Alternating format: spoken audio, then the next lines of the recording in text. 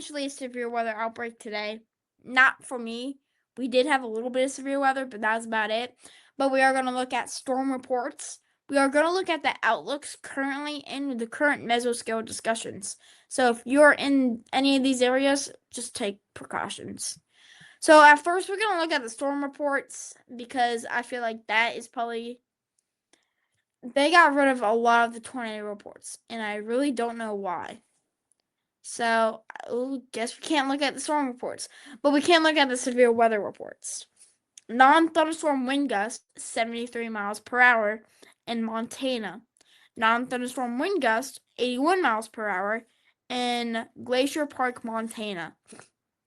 Non-thunderstorm wind damage Galveston, Arkansas.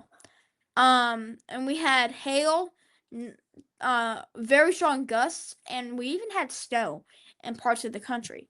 So now we're gonna go look at the current outlooks for today. And if you guys want to get oh my gosh, a better resolution model, then go to Prevaital Weather.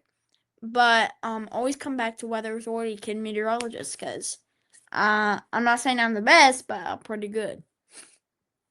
Alright, so day one, which is today, we still have that slight risk out in Texas. I do think if they let this continue into Mexico, we would have had like a 2,000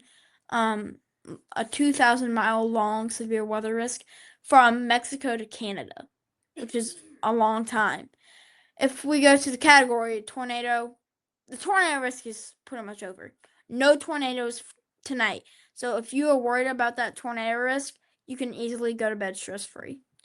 We're going to look at that wind risk. We still have a little bit of wind left over for parts of Alabama, Georgia, South Carolina, and Texas. But that is, I'm going to see if I can find that. That's probably not even going to be the strongest part. If we look at the hail, we still have that significant risk down in Texas. But that's about it. So if you're in Corpus Christi, I did not say that wrong, so please forgive me. Just be on the lookout for hail and all that. So now we're gonna go into the day 2 outlook, and this is probably the least severe weather day that we're gonna have.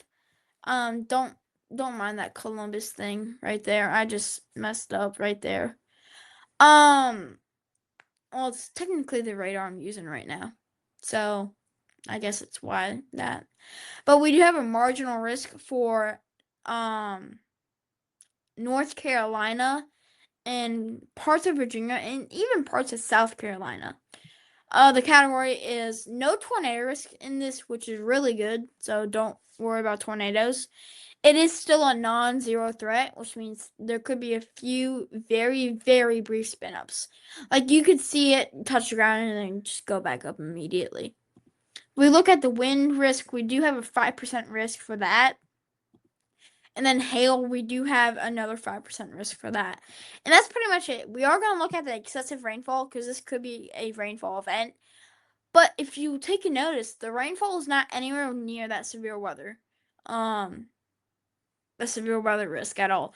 It's actually in that area where the warm weather moisture is actually the southerly winds from the Gulf of Mexico is bringing in moisture, which is why on day 3 we could have a severe weather risk down in Mississippi, Louisiana, Arkansas, or some people call it Arkansas. I call it Arkansas. Alabama and Texas. This is primarily going to be. I truly believe this is primarily going to be a hail threat.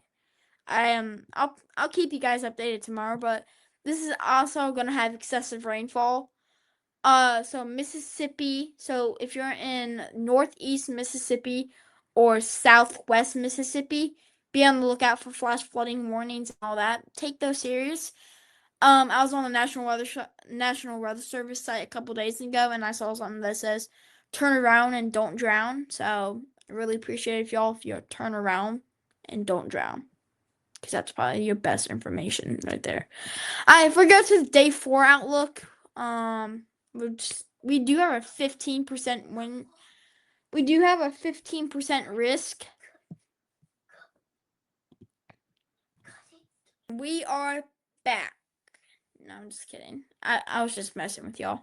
That was about a quick second for y'all. Probably about 5 minutes for me. We had to go to the shelter.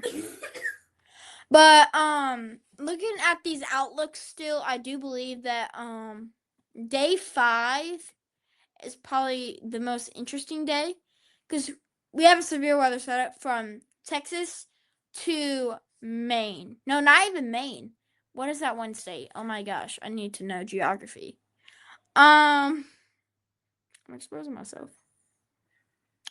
But anyway, severe thunderstorm activity is possible with a widespread, so this could potentially be an outbreak.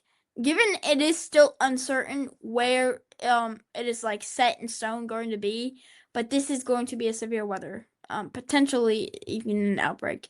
And I can guarantee you all the chasers are going to be chasing that, which cool. Even Josh Storm Chaser, who's my friend.